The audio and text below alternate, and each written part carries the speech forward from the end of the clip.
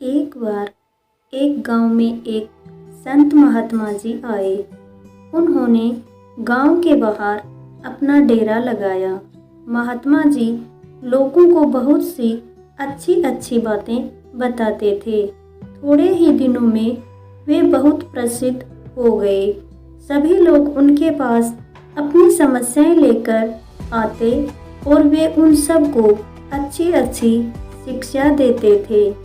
उसी गांव में एक किसान रहता था। वह बहुत आलसी था, कोई भी काम समय पर नहीं करता था।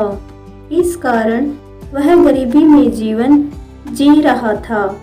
किसान के पास जमीन तो बहुत थी, लेकिन उसके आलस के कारण खेती कभी भी अच्छी नहीं होती थी। धीरे धीरे रामलाल पर बहुत सा कर्ज हो गया। रोज रुपए लेने वाले रुपयों के लिए उसे परेशान करने लगे। रामलाल खुद तो खेतों में जाता ही नहीं था। उसके 2 नौकर थे। सारा काम वो नौकरों से ही करवाता था। रामलाल के खेत में ध्यान न देने के कारण नौकर भी खेत में कुछ नहीं करते थे। आखिर कर्जदारों से तंग आकर रामलाल ने अपनी आधी जमीन एक किसान को बेच दी। जिस जमीन में रामलाल के पैदावार कम होती थी, वही खेत रामलाल ने उस किसान को बेच दिया। जिस किसान ने रामलाल की जमीन ली, वह बहुत मेहनती था।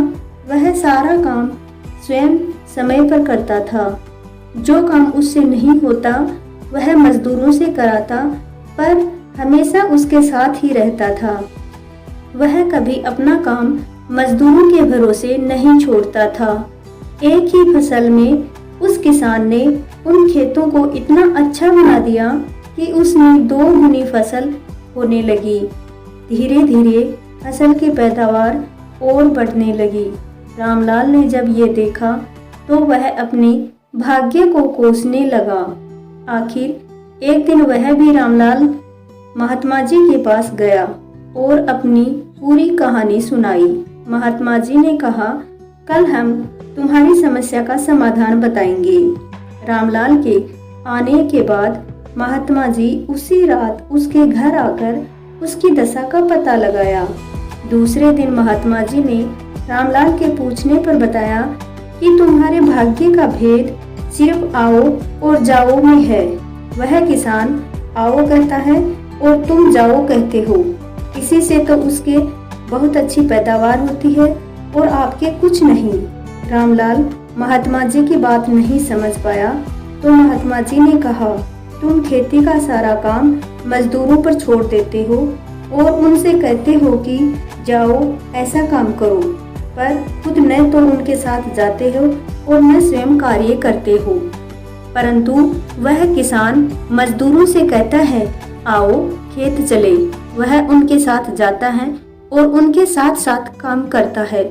मजदूर भी उनके भय से खूब मेहनत करते हैं। इसलिए यदि तुम चाहते हो कि तुम्हारे खेतों में भी खूब अनाज पैदा हो, तो जाओ को छोड़कर आओ के अनुसार चलना सीखो। रामलाल ने संत की बात ध्यान से सुनी और उसी दिन से अपनी आदत में सुधार किया। अपने आलस्य को छोड़कर खेत में मजदूरों के साथ काम करने लगा और किसान के बराबर अनाज पैदा करने लगा।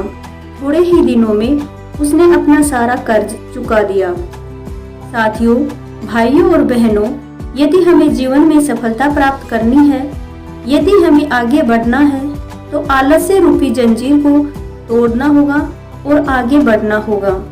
सफलता असफलता का बटन हमारे हाथ में है।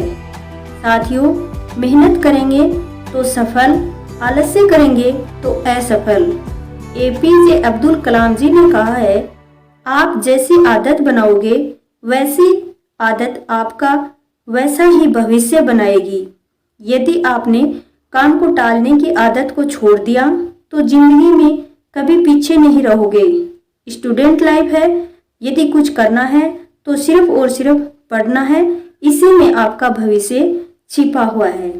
स्ट्रगल से हमें कभी डरना नहीं चाहिए, क्योंकि यह भी एक कहानी है जो सक्सेसफुल होने के बाद में हमें सबको बतानी है।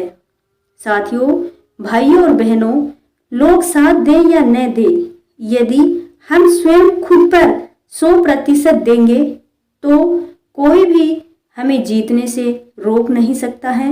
यदि जिंदगी में हमें सफल होना है, सफलता को अपना जुनून बनाना ही होगा। इससे पहले कि परिस्थितियां हमारी जिंदगी की दिशा बदलें, हमें उठना है, साहस दिखाना है और अपनी परिस्थितियों को ही बदलना है। कहानी कैसी लगी?